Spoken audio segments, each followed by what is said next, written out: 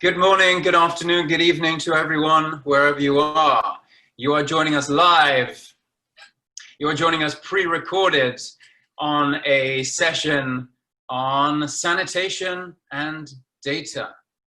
And we are very excited to be talking to you about that subject today.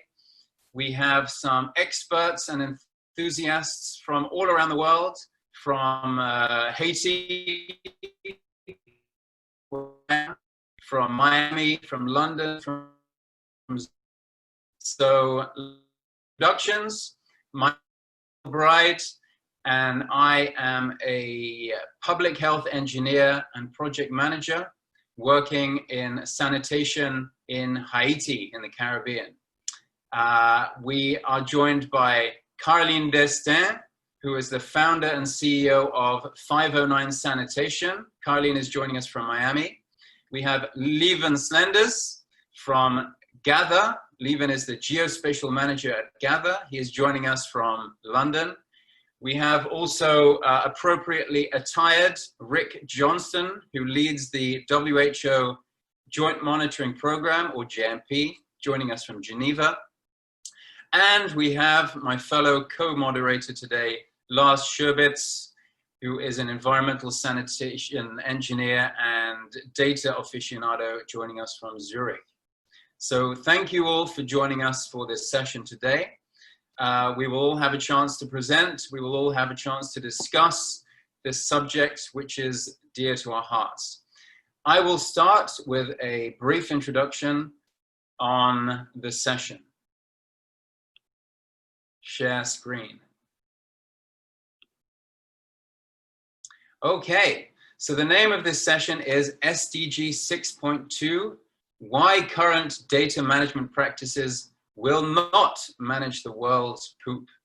So SDG 6.2 is the Sustainable Development Goal for universal sanitation. That means everyone in the world should have a toilet. That toilet should be of a sufficient standard to provide good hygiene. And what exactly that means, I think we will learn more from Rick when he talks specifically about the SDG 6.2 and its indicators. So what are we talking about here? Well, we're talking about poop. There it is. Everyone does it. Everyone knows what it is. Some people call it poop. I'll be calling it poop today. Others may know it as excrement or shit or caca or merde. We also use terms like fecal sludge and sewage to describe poop when it has been mixed with water or when it is contained in latrines and septic tanks. You may also know it as this funny character. This is my own favorite emoji, but actually in real life it looks rather more like this. And that should invoke some kind of visceral reaction. Whenever I see something like this, my immediate instinct is to do an extreme close-up and to go a little bit further and then start asking myself questions like, what is the percentage of solid waste or trash that's mixed in with the pathogen load? Is there rainwater? Is there volatile? What is the percentage of volatile solids, which gives me an indication of the energy value within the poop? So all of these data points are essential to understand what is in the poop, how we can manage it, how we can treat it, how we can develop sustainable systems. I not only take pictures of poop, I also take pictures of toilets. Although usually I don't take pictures of the toilets, I take pictures of what's happening outside the toilets. So in this case, you can see toilets are overflowing into a ditch. And the questions I ask myself are, for example, what's happening with the water and the soil? How much do these toilets cost? What is their capital expenditure or capex? How much do they cost to operate? What is the OPEX? How often are they emptied? How much do they store? And how accessible are they to people who use them, but also to methods of emptying them? So there is a huge suite of data which we need to understand in order to provide sustainable systems of sanitation. Sadly, most of the world does not have sustainable systems of sanitation. And I'm now going to lose the ridiculous costume.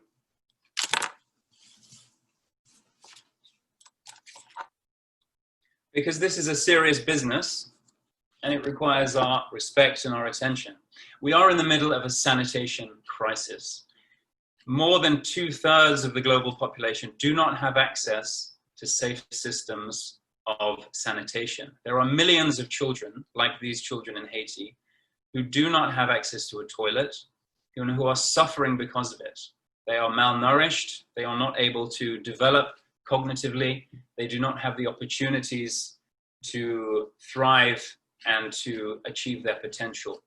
So we need to do a lot more to save children like this who are dying every day because of diarrhea and because of diseases caused by poor sanitation. So we need to ask questions about them, their situation, their family's situation. Like, for example, how much can they pay for sanitation services? What kind of services do they have? What are their perceptions and education around sanitation? What is the capacity of the stakeholders who represent them from the public and private sectors? And also, how much money is required to subsidize the services that they need? So a huge raft of questions, a huge raft of data points, technical, tangible, intangible, social, financial. All of this data is required in order for us to fulfill our obligations to children like this in Haiti. So let's talk a little bit now about what we mean by a sanitation system. So we system a service chain, which takes the poop from the place it is deposited, usually a toilet, and carries it along through the stages of the service chain. And if you are in Zurich, Geneva, London, or Miami, then you are probably using a sewered sanitation service chain where you have a flush toilet that conveys poop using water to a wastewater treatment plant, which then treats the waste and discharges it somewhere in a water body. The idea being that the poop goes to treatment and then is treated and can be safely discharged. However, 85% of the world's wastewater is untreated and is unsafely discharged to the environment, creating public health risks. That is the sewered sanitation service chain. Here in Haiti, we do not have a sewered sanitation service chain. We have a non-sewered service chain that's also referred to as fecal sludge management sometimes, or FSM, and it looks like this. We contain the poop in a latrine or a septic tank, then we empty and transport it to a treatment site where it can be disposed of or reused. The idea being that the poop is carried along the chain, it is treated safely, or it is transformed into something else.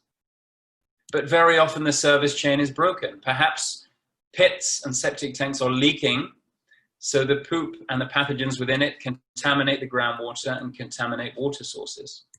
Perhaps the poop goes all the way along the chain, but is not treated and is passed onto users of reused products, but those users are not protected because there is not good treatment.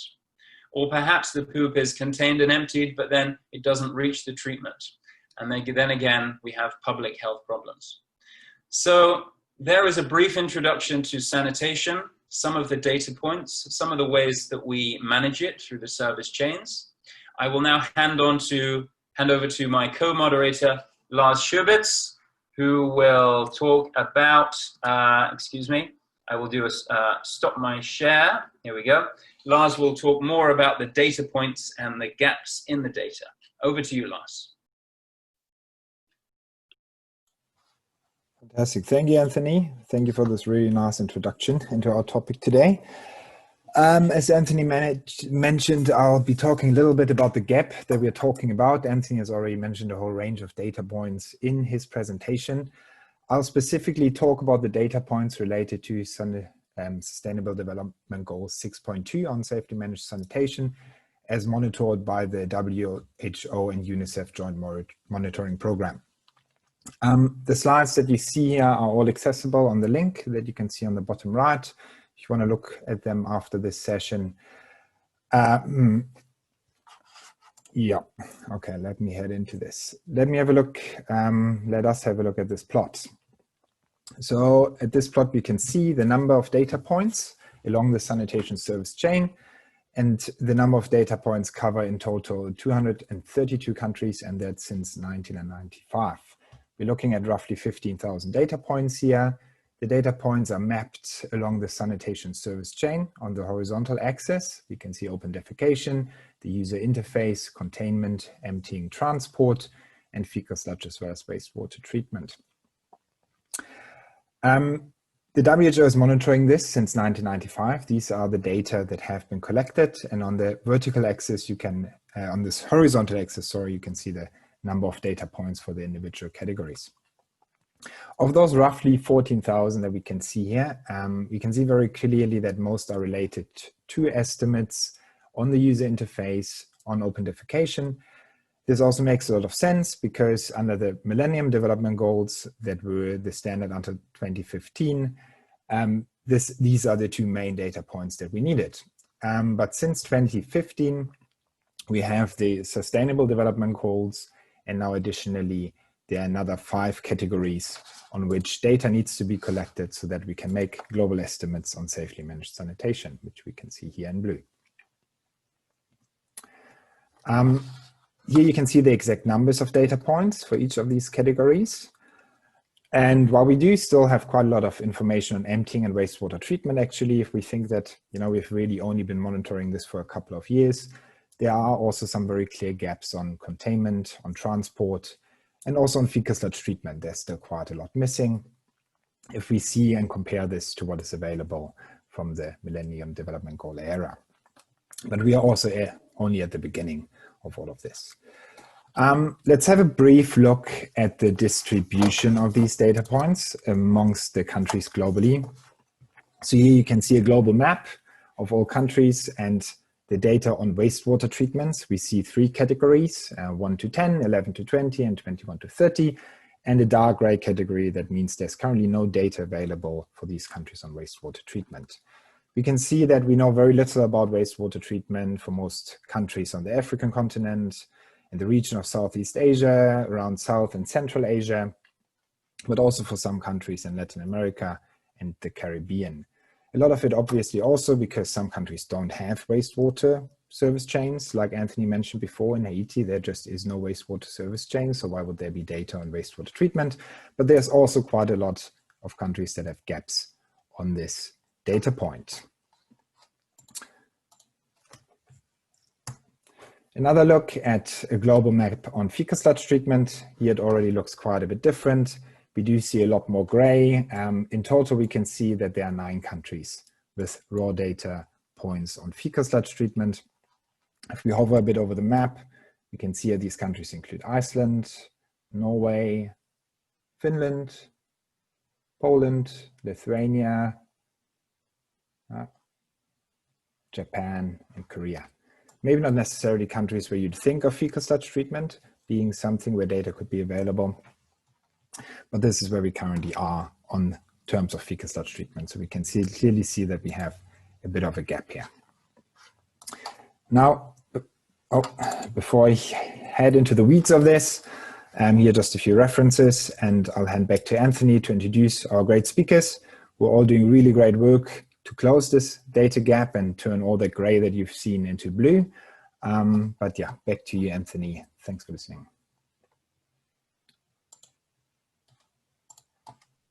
Thank you, Lars. That was a very interesting introduction to the hard situation of where we are with data in the world of sanitation. Okay, so I will introduce our first speaker today. We are very lucky to have her. Her name is Caroline Destin. Caroline Destin has 15 years of experience as a service provider in the sanitation and waste management sector in Haiti. Caroline formed her own company, 509 Sanitation, 4 years ago, in order to offer an alternative approach to the sanitation crisis in Haiti, a results-focused approach based on a deep understanding of the local context. With 509 Sanitation, the range of services is broadened to include previously forgotten wastes, such as biomedical and hazardous wastes, while still offering emptying and transportation services for septic tanks and latrines, as well as solid waste removal and cleaning services. The goal of 509 Sanitation is to create a positive impact which changes behaviors in waste management in homes throughout Haiti to combine the useful with the pleasant for a sustainable environment. So Carleen, you are really at the front line of the sanitation crisis. We're very happy to have you here with us today, and I'm going to hand over to you. All right, good morning all. My name is Carleen, and I've been for more than 15 years in the sanitation business. But I could certainly count more than that, because previously I worked with another company that provided sanitation services in Haiti. And by starting this company, I understood also well that the problem was more complex and there was a better understanding if you were local and you wanted to provide direct solution to this endless breaking of an environment in Haiti. To say, I will start with talking a little bit about my experience in sanitation. 509 Sanitation is, again, in the industry. We do solid waste, liquid waste, and recently we started seeing the impact of biomedical waste and hazardous waste being left out within the context, and we added and focused on that on 509. We also do the portable toilets, cleaning, and pest control. Now, some of the challenges, I'm going to start, water access in Haiti. It's a very difficult situation. Most of our population do not have the ability to have a latrine, and they often go to pit latrine. Of course, education still remains vital to change these kind of behavior that we see that impact our environment. Again, a general insalubrity is what we perceive. Again, I would say that pictures speak more than words. The next slides are going to be pictures of what our challenges look like. As I mentioned before, water access. These pictures might be very difficult to absorb, but this is our reality. And infrastructure, pit latrine, the majority of the household do not have available toilet. As Anthony mentioned before, this is real and this is what we live in. Lack of education is primarily a cause of that. In most time, people do not realize the impact of waste management, mismanagement, and consequences. Raising the population education has been one of our priority in 509 Sanitation, and we continue to do that. The next slides shows you a little bit more about the difficult access to water. And a little further along this picture, you will understand that the problem is more complex. This is the same canal going down a little. So the condition of insalubrity throughout the country is real. This is a picture of a portable toilet that's embedded next to the water. So it does show you the gravity and the necessity for these to change immediately. This is a picture of the trash site, the only trash site that we have in Haiti. Somewhat this picture dates a little further, I would say 2015 to 17. I didn't have any more current to share, but pretty much this is the situation. The only accessible dump site, and as we say, our focus is on medical waste, and the sign says it all. This is the current situation right now. The septic dump site, most countries, they do have the sewage system, but this next two slides are going to be pictures of the only approved dump site for sludges in Haiti. as you could see, most of the places that we do services are pit latrine. So therefore, the composition of this, hence the trash that you see on the side. Of course, the lack of legislation within sanitations and law within Haiti makes it more difficult to change this situation, and the accessibility and the capacity of people to pay for such services. Again, I'm showing more pictures of the only existing dump site, and this is what it is. It's not even, it's a non-conventional sludge. That's what I would call it. What our vision would be on this particular journey as far as changing this reality, setting up transformation, valorization, cycling, and treatment plant throughout Haiti for the following service have been a real goal for us in 509 Sanitation. Transformation for sewages, treatment, plastic, biomedical hazardous waste. Fortunately, we are already working diligently on that, and our first site, it's in the making, in progress in Quadabuque. It's not far from the dump site for the sludges. And hope with our tenacity, we will have private construction and private-public construction for a dump site. The vision continues to give support to municipalities and government agency and private sector to create a commission to elaborate law that regulates regarding waste management and sanitation. Data, as we reach to the main subject today, how will data access improve what we do as a private sector? The first thing that I could put emphasis on is information.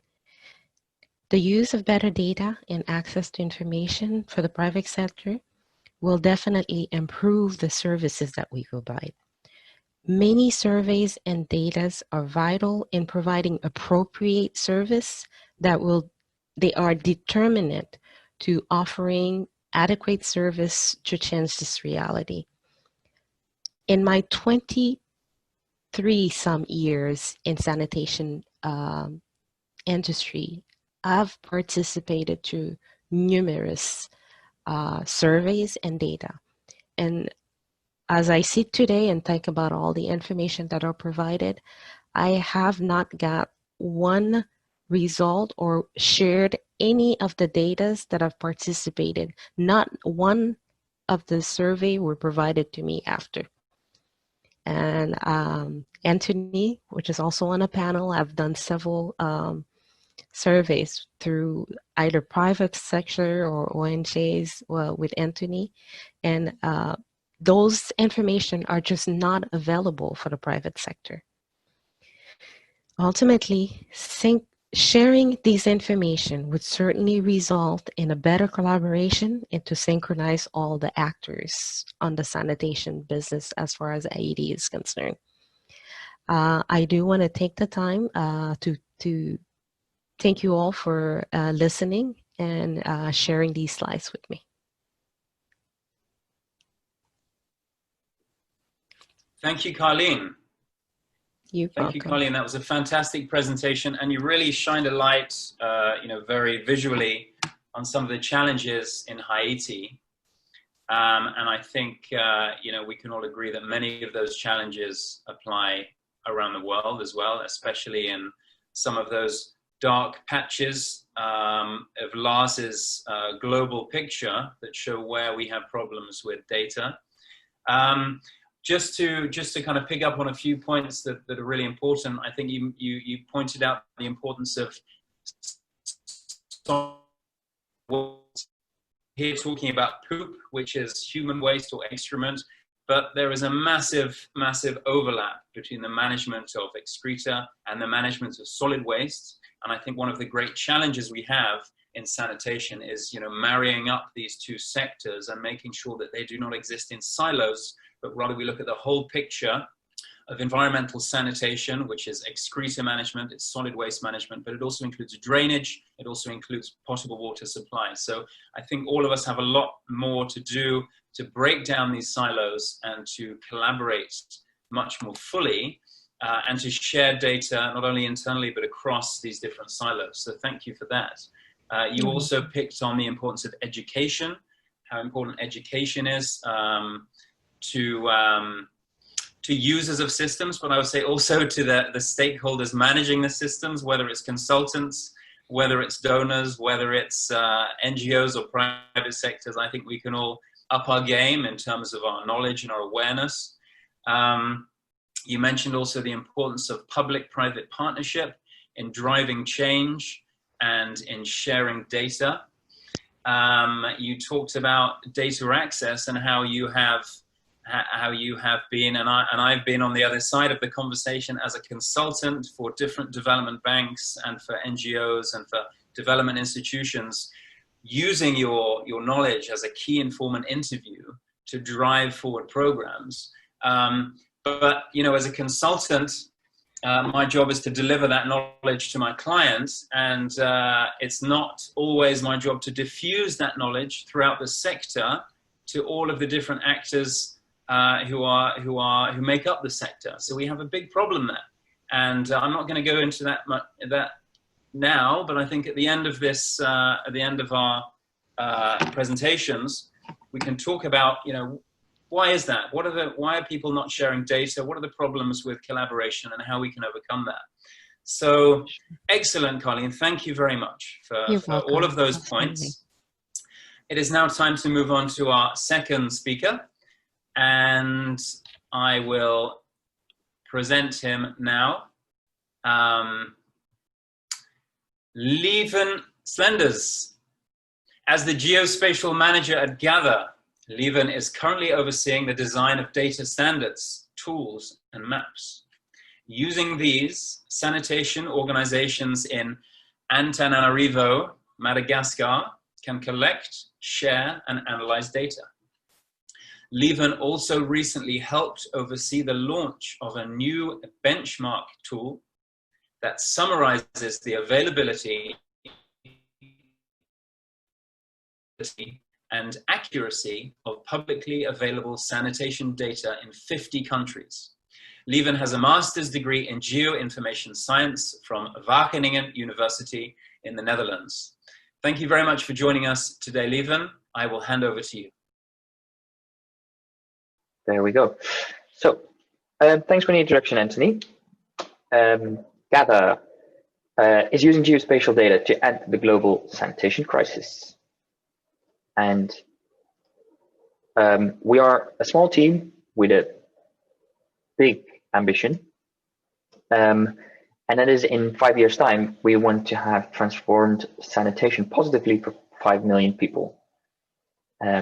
How do we do that? We help decision makers to answer the two questions: where and how to improve infrastructure and services for low-income countries. And that means that with geospatial analysis, global data standards, combining these two for insights to address how to take action.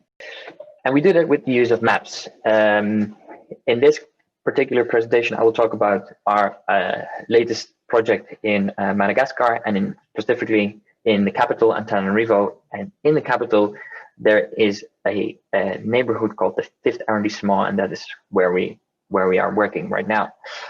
So to make maps on sanitation, we need to have sanitation data. And as previous speakers already introduced you to the sanitation value chain, in Madagascar as well, we have a mainly a non-sewered, but we also have a sewered sanitation value chain. But what is then sanitation data? Sanitation data is data sets that tell you something more about each of these different containers in that chain. We also considered adding data that we classified as social data. Social data meaning open defecation rates, population density. So basically it comes down to how your demographies interact with sanitation provision and environmental data. Like, for example, if you have an area that is prone to flood risk and you have mainly pit latrines in that area, to say something about the resilience of sanitation, we also want to take those data sets into account when deciding what areas to prioritize and how to prioritize them. So if we would, theoretically, we would have all these data sets, and these data sets would be the absolute minimum in order to say something about the risks associated with safely managed sanitation or the lack thereof. Now, we came up with a traffic light assessment where if each data set, if you would itemize them in a list, and then we went looking. We just went looking for them on the web. We started with public data to make a first overview of the area. And in the next slide, you will see in red data sets that we haven't found, and in green you will see the data sets that are there and of which the data is ready available. So follow me from left, where we have used only publicly available data, in this case for the sanitation value chain, all the way up the right, where we anticipate that with a combination of private sanitation owners, we can get a better approximation of reality because we have more data. Similar goes for the social data sets and for the environmental data sets. With a smart algorithm overlaying all these different data on top of each other, we are able to calculate what is then the sanitation risk in that particular area. And here you can see a risk map, our latest risk map, which is being trialed and tested at the moment with local stakeholders of the probability of fecal waste, like Anthony said, escaping the value chain. And that is related, that can relate then or cause public health problems. So the challenges we faced is that there was data available when looking at public data, and most of that data was then accessible, but not all of the data was, as we say, ready to use. And that, why is that? Is because, as you can see here, an example from UNICEF, mostly we found survey data, which we found super helpful. However, for us to help our stakeholders recommend where to action next and how to action, we noticed that with survey data, it was often aggregated into bins, and therefore we had a nice overview of, as an example, what is the average toilet type of, what are the toilet types used per household amongst those 20 households, but we would not know where exactly that they were. So we needed to come up with a spatial delineation of the area where the households were collected, and then do a smart multiplication with population density and a random allocation to then account for possible bias in the data, because this is the only data that we have. You also notice that working in Antananarivo, a lot of the data is in French, and this is also a something that we have to account for when working with data. I talked briefly about the difficulty of unaggregating data, where in our case we would ultimately have the raw data sets, but I also understand that due to that's to actually pinpoint where someone's toilet is, that's pretty private. But maybe it's an idea to have a discussion in the wash sector about how can we build trust, or is there a way to anonymize this data? And as a next point, also a lot of the information was found in PDFs, in reports, and it looked useful at first glance. However, there's not a spatial attribute to the data, so that makes it hard to exactly pinpoint or to make a time evaluation map of how much money was in, how much the area in this case was invested on that square meter to improve sanitation conditions, and what was the effect of it thereof. So in the future, we want to combine that traffic light assessment to monitor are there more data sets coming in, and also improve our risk map, and to work to have that as a starting point to start conversation. Because with a sanitation data platform, we envision people able to upload their data to the platform and then add value to the maps. And the map is something tangible where people can actually pinpoint, we want to prioritize here or there because the data shows this or that. It makes you curious to what the next action could be, and hopefully in the future we can be able to build a platform where also just local community can contribute by putting a pin on the map and saying, well, there's a problem here, you should come and look.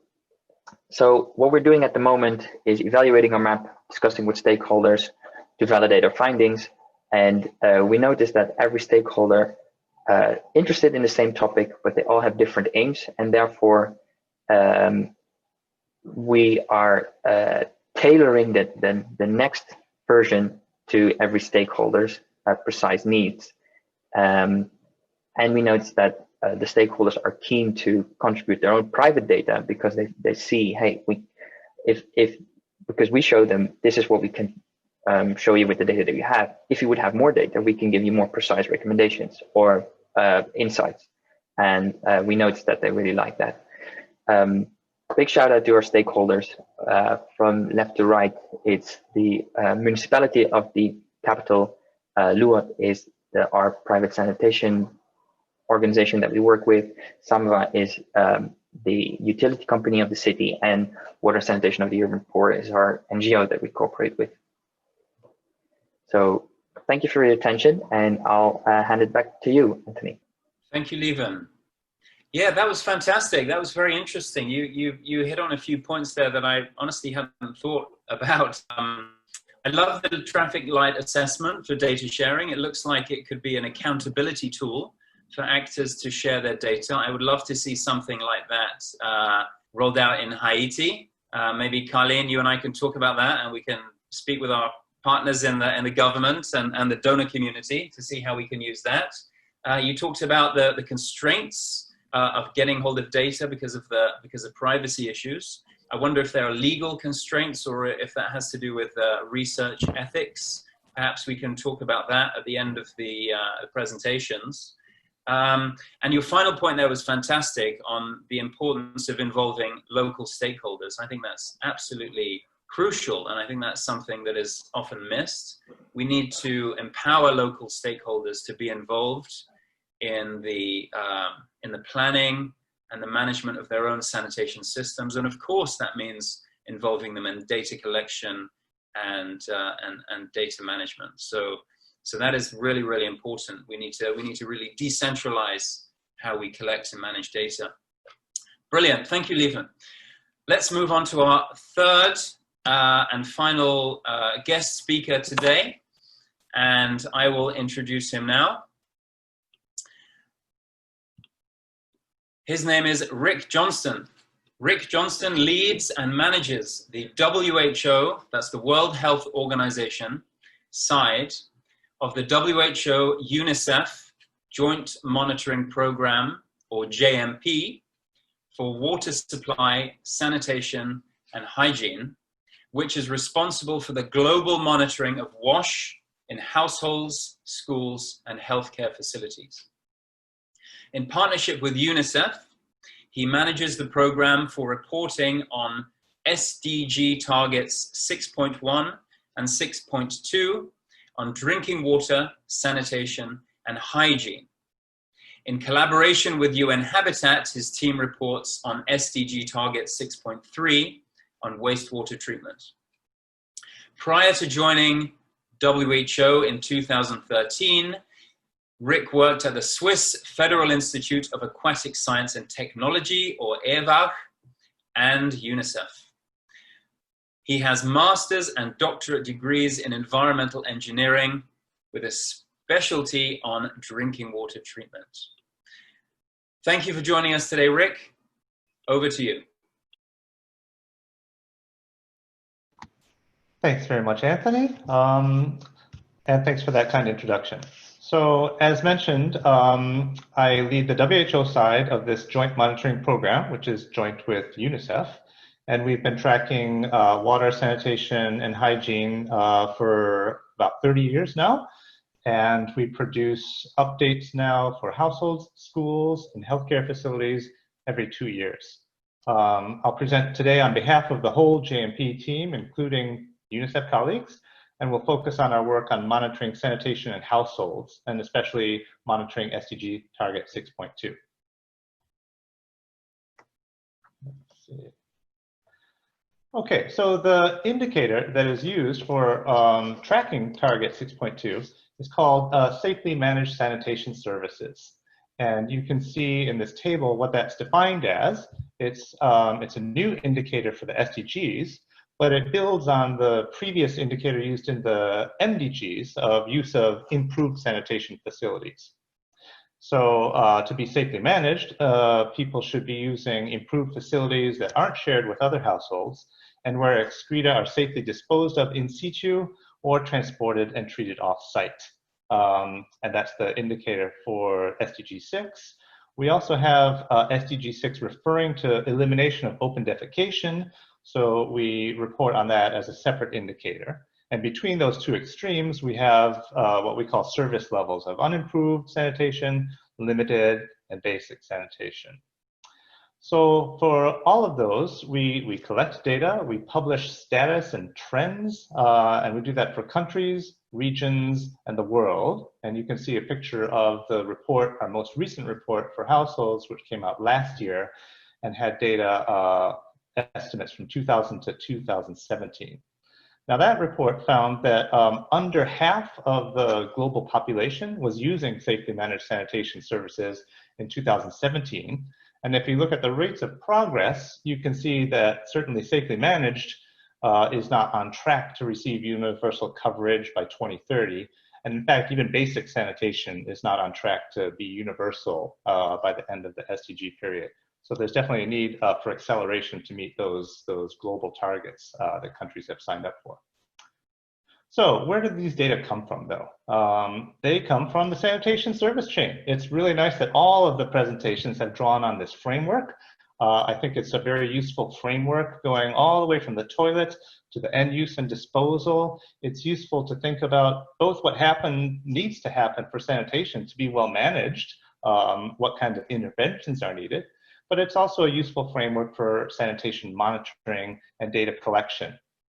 Also, as Lieben noted, there are opportunities to valorize waste products at different stages along this chain. So it's sometimes called a sanitation value chain as well. And you've seen that there are different chains for those who have sewer connections and those using on-site sanitation systems like dry latrines or septic tanks. We often use the term fecal sludge management to describe the management of non-sewered systems. And it's certainly possible for non-sewered on-site sanitation to be safely managed, but you can see there are a lot more control points or opportunities for failure where untreated fecal waste could be discharged directly into the environment. So if we look at all those different control points, you can see that there's quite a lot of data points we would like to have in order to be able to really characterize if sanitation is truly being safely managed along the whole chain. So at the JMP, we've used this framework then to define a number of variables, and we ended up with 22 variables along the sanitation chain, some of which are composite variables. Well, In addition to seeking those variables, one of the major themes of the SDGs is about leaving no one behind and about disaggregating data to shine a light on which populations are disadvantaged, are not making progress, are being left behind. So the text there from the UN statement, Transforming Our World, that laid out the SDG framework, calls for lots of different kinds of disaggregation by income, sex, age, race, ethnicity, migration status, disability, and geographic locations. This is difficult for sanitation. Some of these data that we collect is available at the household level, and there you can say something about, you know, is it an urban or rural household? Is it a family that has more or less wealth? But you can't really say much about within that household are women, children, the elderly, the disabled using different sanitation services. And then when you come to aspects of treatments, that's often collected and reported more at the utility level. There's no scope to disaggregate by any of these kind of personal level characteristics. So disaggregation is difficult, but we do try to do it to the extent that data permit. So where do we get the data? We collect national sources of data and extract data points from them. For our last report, we had just over 1,800 data sources.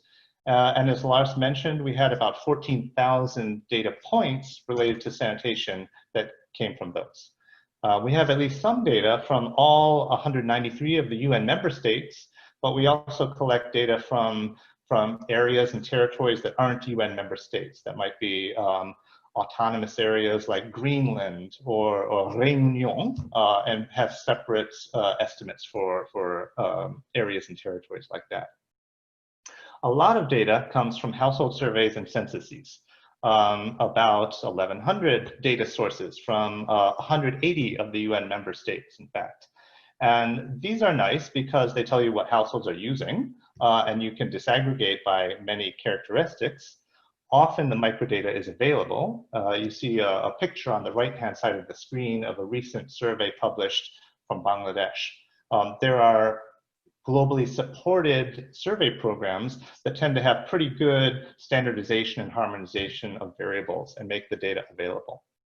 But you know, households can't tell you what happens after they flush that toilet. So when it comes to wastewater treatment in centralized plants, or even some of the emptying, transport, and fecal sludge treatment, households can't give you much. So you have to look at administrative data coming from ministries or service providers or regulators. And we had a little bit less, but a growing amount of administrative data on sanitation.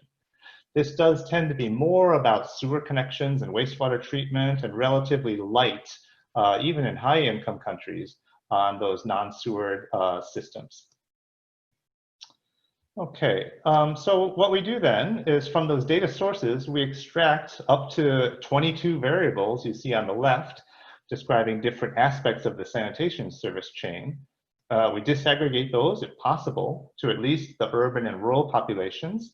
And sometimes, like with household surveys, we can also tabulate by wealth quintiles separately in urban and rural areas to see, you know, how the poor are doing compared to the rich.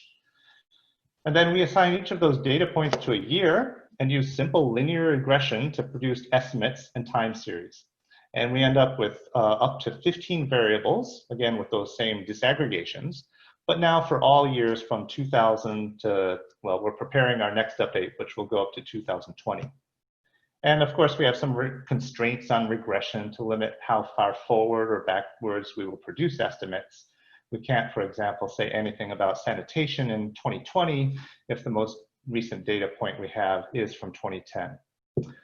These draft estimates are shared with countries for review and consultation before we finalize and publish them. And then we also aggregate them. So within a country, we will aggregate rural and urban data series to produce national estimates. And we also aggregate data from multiple countries to produce regional and global estimates. So one thing we found at the global level is that if you just look at the sewer and on-site sanitation it's kind of funny, at the global level, the population is pretty evenly split, with about 40% of the world using sewer systems and 41% using on-site sanitation. But if you look at different SDG regions, or if you look at, say, the least developed countries, you see a very different picture, where in the lower income areas, least developed countries, Central Southern Asia, Sub-Saharan Africa, you see quite a lot of on-site sanitation.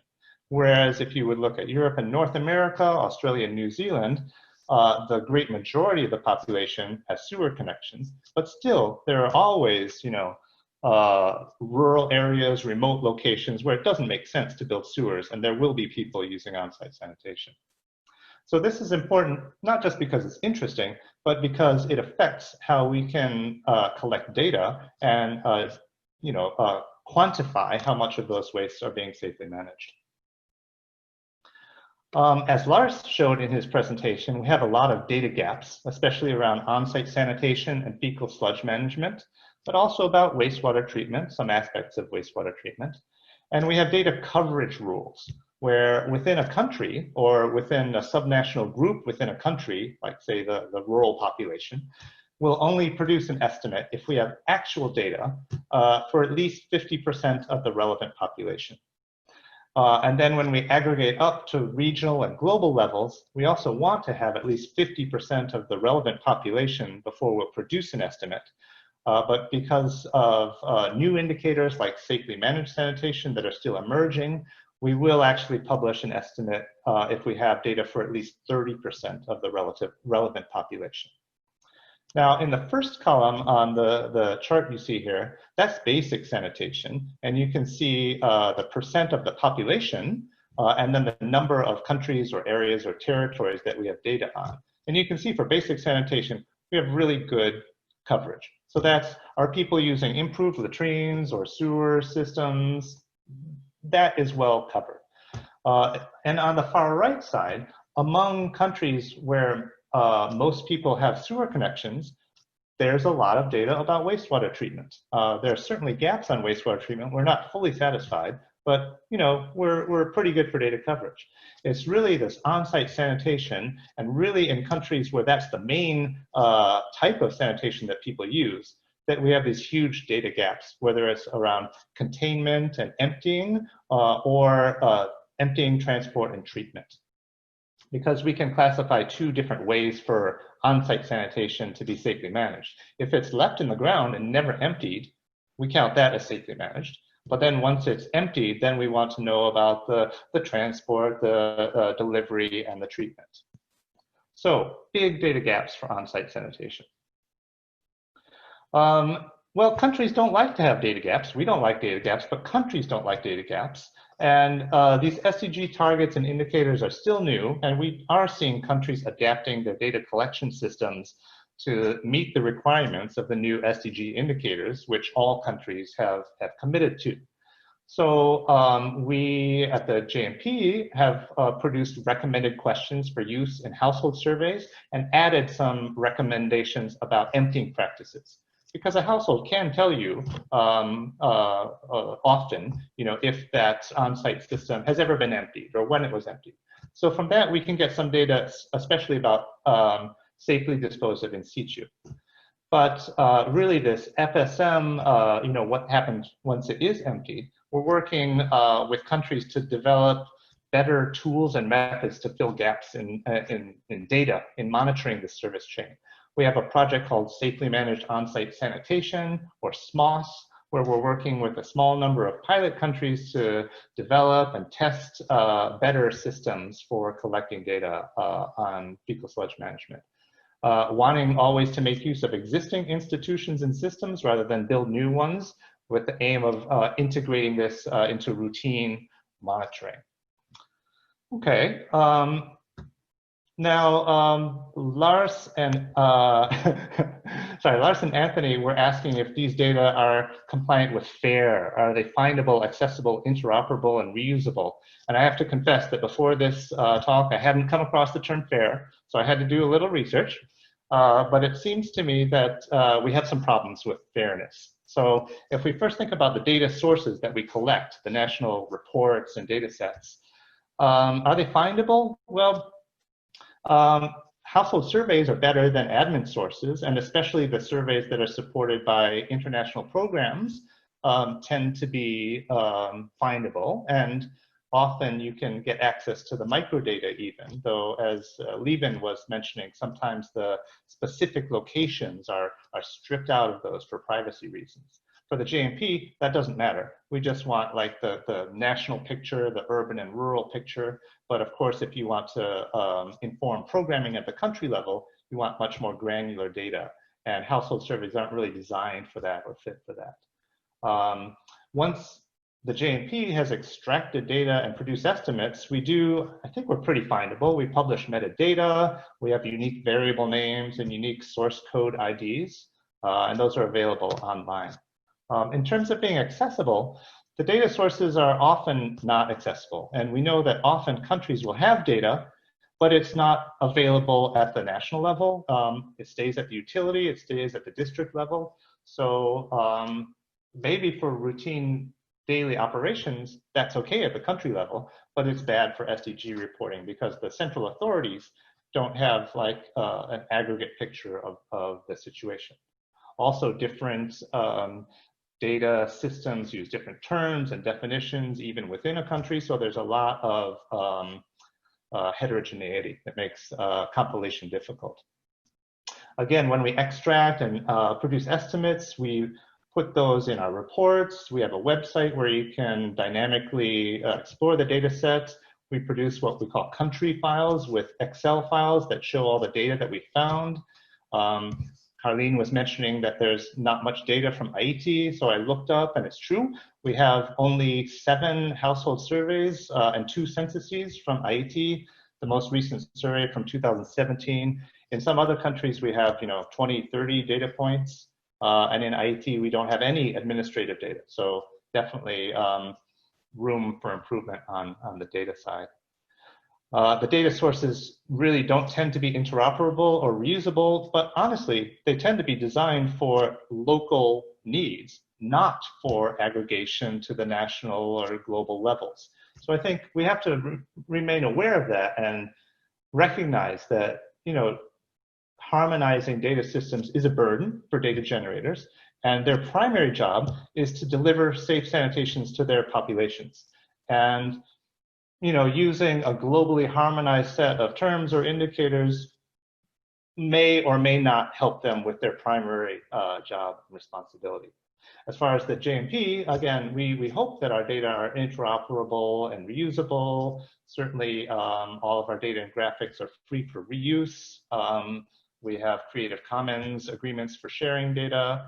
And a concrete example of reusableness is that we use the same data sources for working on target 6.3. So we are reusing the data for other purposes. I could talk for hours. I love this topic, but I want to have plenty of time for discussion. So let me wrap it up there and point people to our website if you want to explore the data in more detail. Thanks, and back to Lars and Anthony.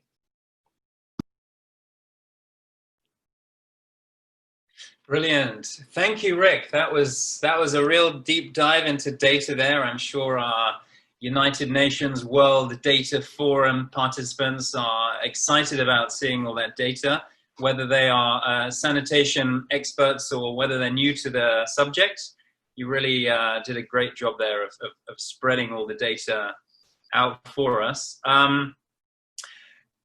So I have one question I'm going to hit you with before we launch into our discussion, but perhaps we can just everyone take a breath of air right now. And Lars, would you mind informing us of how much time we have left for the discussion?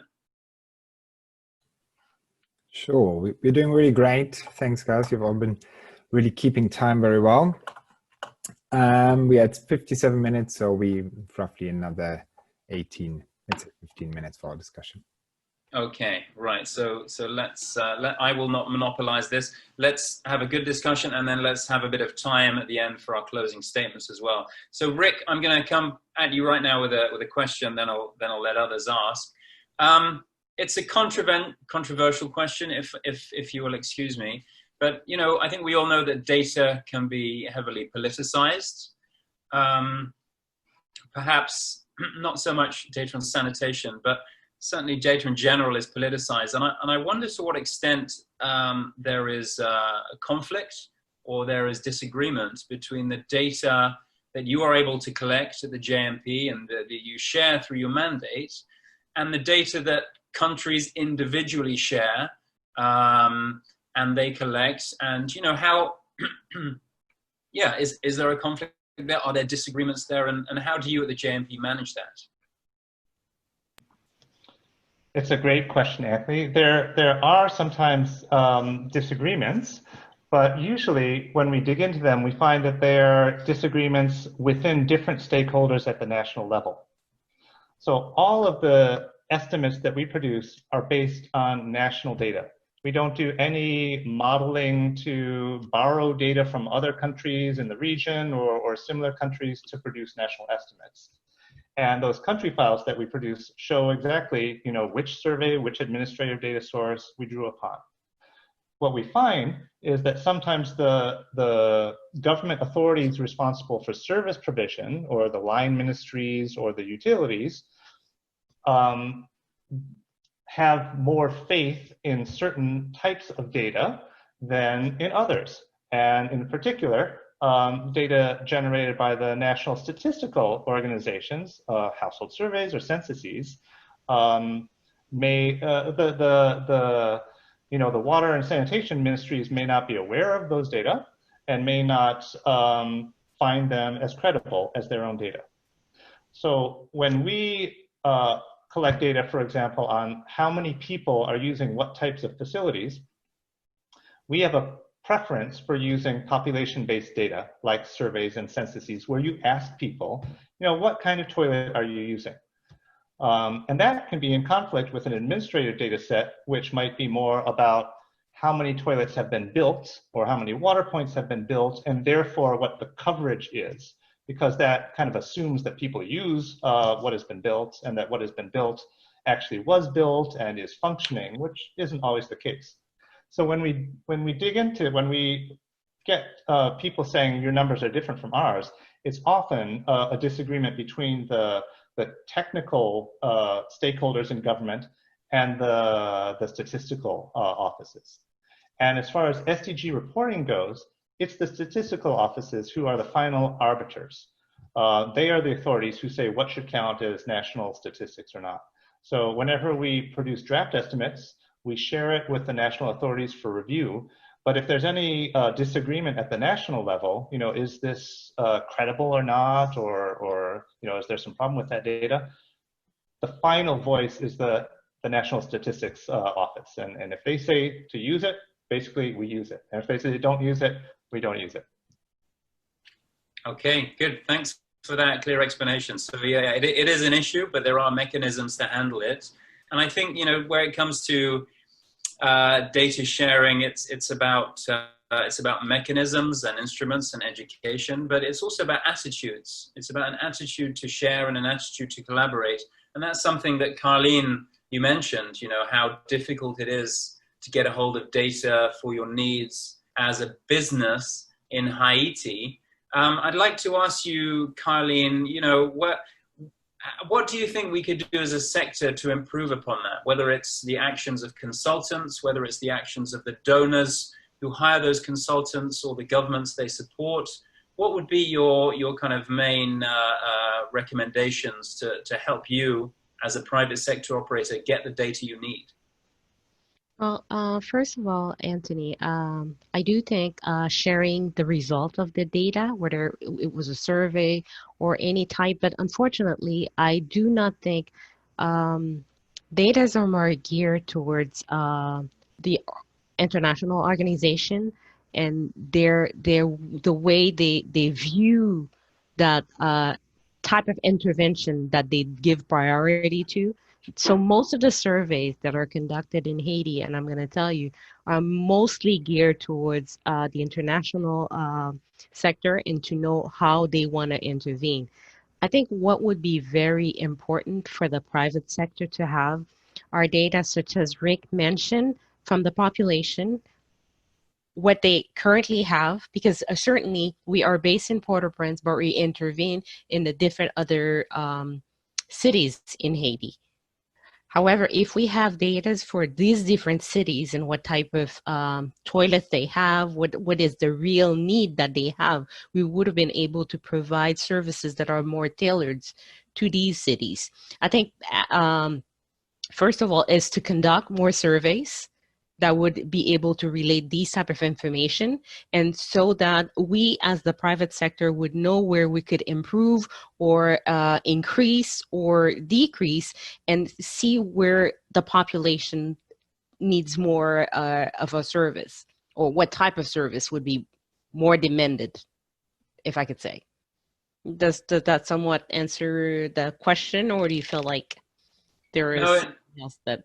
Well, I think we could go on and on talking about it, but I think, you know, when you said the international organizations need to think about, you know, how they share that data, I think that's a real key takeaway for me. And I think they need to consider how they disseminate the data, and also what they ask of their consultants.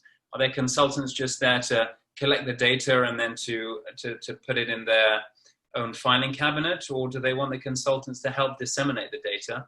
I would certainly feel much more comfortable if that was my job as a consultant.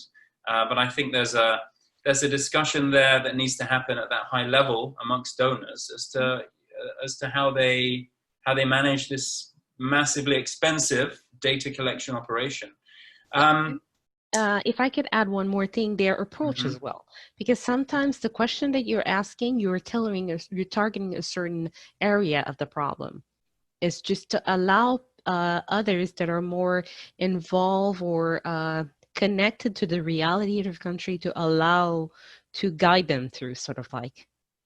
That's right. Yeah, absolutely. And that's what Lieven was talking about, I think, as well, with his comment on involving local stakeholders. So Lieven, you know, I don't want to focus too much on Haiti, but, you know, Caroline and I were kind of elaborating on the challenges there. I mean, how would you see, for example, your Gather's traffic light scheme, which is a kind of a data accountability mechanism, being rolled out in places in other countries that could benefit from it? You know, what would be the kind of process to roll it out to places like that? I'm not sure if that question was clear, Lieven. Sorry, I missed a section of the question. Okay, I'll repeat it. So I was saying that in your presentation, you gave us this great overview of your kind of traffic light system for data sharing, and I said it was kind of like an accountability tool. Yeah. So my question was, how would you at Gather and your partners implement it in other countries that could benefit from it? Yeah, great question. So our approach is to, let's say, wherever we go, firstly have a conversation with the local stakeholders to understand what are your needs. And there is an ideal world where everything is documented, but depending on the stakeholders' purpose, some things are more important than other things, or at least have a higher priority. And by just working with this blueprint of this is everything that we could gather, and presenting the overall risk map, and then understanding, well, actually, how do you want to act and what information would you need therefore, we can show them, visualize, okay, so this is what we have, but if we would have this, we could make a better prediction of how the situation would evolve. So it's not a set a set of rules that will apply in every country the same way, but the approach will be similar. It comes down to having the conversation and keep having the conversation and constantly evaluating, because the products will be different for every stakeholder. Yeah, thanks, Stephen. I'm glad you mentioned the importance of conversation. I think that's what it comes down to, you know, data and information sharing. It's all about conversations and collaboration. So it's all underpinned by a strong human element, an element of, it's essentially a choice, how we collaborate, which comes down to an attitude which is determined by the cultures of the organizations we work in, which are set by leadership. And I think a lot of the leadership in the WASH sector, comes from the top. It comes from donors. And I think the donors who are active need to be engaging, with the likes of us here and the likes of participants maybe, to really ask the hard questions about how we can be more open and more effective in our data sharing. Well, we could go on and on talking about this subject, but I think we're going to wrap up soon. But before I do that, Rick, Caroline, and Lieven, are there any questions you would like to ask of each other? Caroline first. Oh, I think you're muted. You're muted, Caroline. Okay. My question goes to Rick. You've mentioned the SMOS. Were we able to get more information about data? Could you provide a little more for us, please?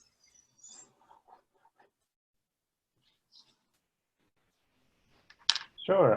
Can I just respond to that, Anthony? Oh, absolutely, Rick. Please go ahead. Yeah, so SMOS, I mean, thanks to support from the Bill and Melinda Gates Foundation, we've got this 2-year project, and we're working with 6 countries right now and want to add another round of pilot countries sometime next year. And the idea is to, for each of them to review their own data collection systems with this whole sanitation service chain in mind, and to develop tools to fill data gaps. So a lot of them tend to be multi-component. So there's usually some kind of household survey where they go beyond the typical questions of what kind of toilet to use to include those, oh, have you ever emptied the storage there? What happened when it was empty? Did it get buried on site or taken off site? And that's about as much as you can get out of a household.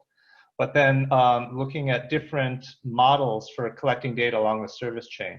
I think one that's very promising is for public health inspectors.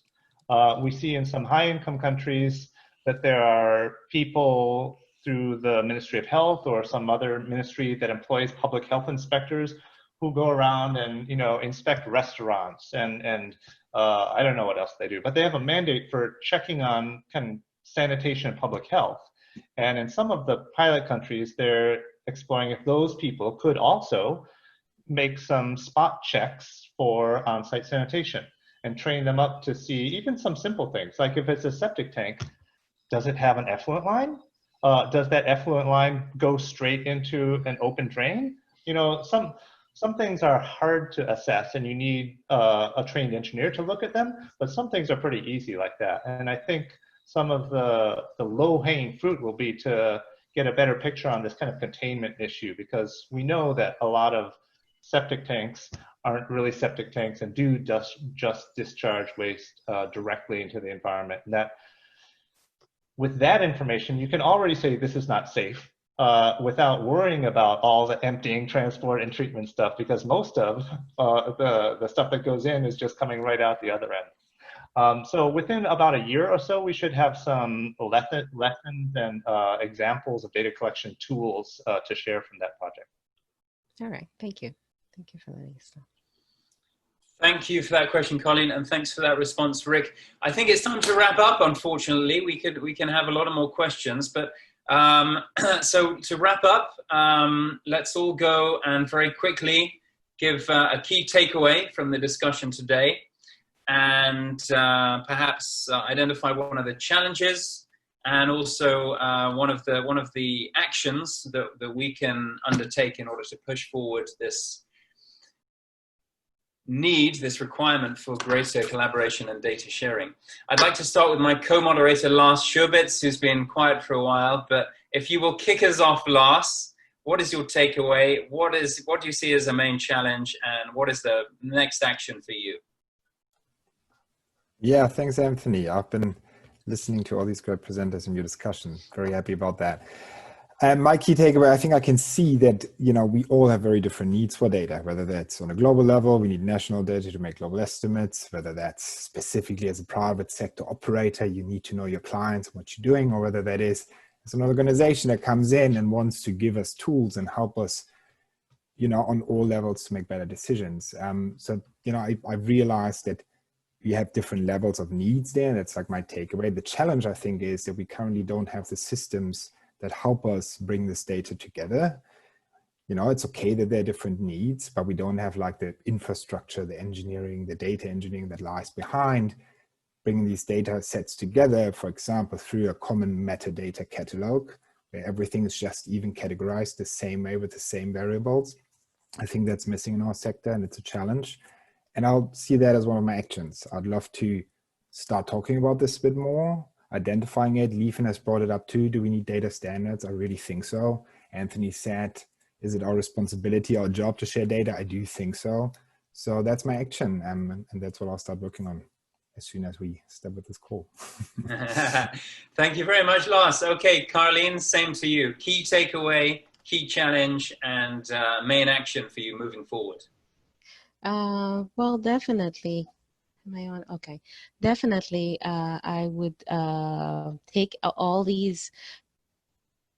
First of all, I would think that I probably could, instead of not getting enough, saying that I'm not getting enough, try to participate a little bit more and reach out a little more, and kind of like pass on messages to what I know, and keep digging more into finding out what is really going on. And that would possibly, because I live in Port-au-Prince, I may not know the reality as well as what Kai is going through. It's reaching out to them and getting that information and bringing it to everybody's attention, because I do get more interaction, whether with organization or people that are doing this survey, that these people that I could actually move out and get that information on and pass it on myself, kind of like become more like the mediator of the person that either produces the survey. That's why my question was to Rick, as to, okay, how do I get this going? And he gave me kind of a lead, things that I need to do, possibly put up models myself through the help of maybe Lieven and you guys. Hopefully we'll stay together to be able to continue this in that same manner. Definitely that opened my eyes where I could do a little bit more as far as providing that information that is so much needed to break that gap. Cool. I like it, Carleen. That's a really nice, positive, proactive attitude. Fantastic. Lieven, same questions to you, please. Okay. My key takeaway is I think it's important to share whatever we have, share our data, because then more people can benefit from it. And the challenge is, I think, we didn't talk so much about it, but it's gaining trust that the data is in good hands, and also visualize what you're doing with it so that people can learn from it and understand and have an idea of, okay, what could be the next step? Then that relates to my next action. That's keep the conversation open, keep discussing, to be able to iterate for the next version. Brilliant. I would agree with all of those points. Thank you, Lieven. And same questions to you, please, Rick, for us to wrap up. Okay, well, there are plenty of challenges. I think one of the big ones, though, is the different needs for national and global data compared to local subnational data. And I think the SDGs offer an opportunity to kind of bridge those two, because the MDGs you could pretty much cover with household surveys, which aren't designed to and shouldn't get you, really granular data. But when we talk about treatment and services, necessarily we're going to have to engage with those service providers and the municipalities or the regulators and find ways to aggregate that data that is operational at a local level and make it also useful at a national and global level. So I think states have a real clear role to play in that, because they're the ones who both supervise and regulate, or should, local service provision, and have accepted this SDG framework and committed to reporting progress towards it. So I would say the SDGs are a driver and an opportunity because they can help you know, remind authorities that they've signed up to this, and you know, systems need to be advanced a little bit. As far as the way forward, one thing that I think I've taken away for myself that I can do is that we've focused a lot on producing estimates and making nice graphs and getting the reports and the data out, but we haven't done as much about describing our data methods and the metadata and the scripts that we use, and we can probably do more to make those accessible and publicly available as well. Thank you very much, Rick. Yeah, I would agree with all those points. And I'm struggling to not repeat them, but I think my key takeaway is that this has been a great session, and I think we could have more sessions. And so I think we need to have a really strong, positive and proactive attitude to the data challenges. The data challenges themselves are perhaps too numerous to recount, but I think a big one for me is has to do with, I suppose, the lack of interlinks between solid waste management and excreta management, if I can just pick on that one. And yeah, moving forward, I would love to keep in touch with all of you, and I think there are many more data and poop enthusiasts out there. I think in COVID times, in these worlds of Zoom calls, you know, people are open to having these kinds of discussions, whether it's one-on-one or whether it's in forums. So I would encourage you all to get out there, find out who the data points are and how you can get in touch with them, and yeah, network and communicate. Thank you all so much, Rick, Lieven, Kylene, and Lars, for organizing this session. You did a great job. Thank you for all your participation out there in the world. I believe the slides are available, Lars. Is there going to be a link or something? Yeah, okay. So that's it. Let's wish you all well. Have a great day, and keep up the good work. Thank you. Bye. Bye. Bye. Bye. Bye.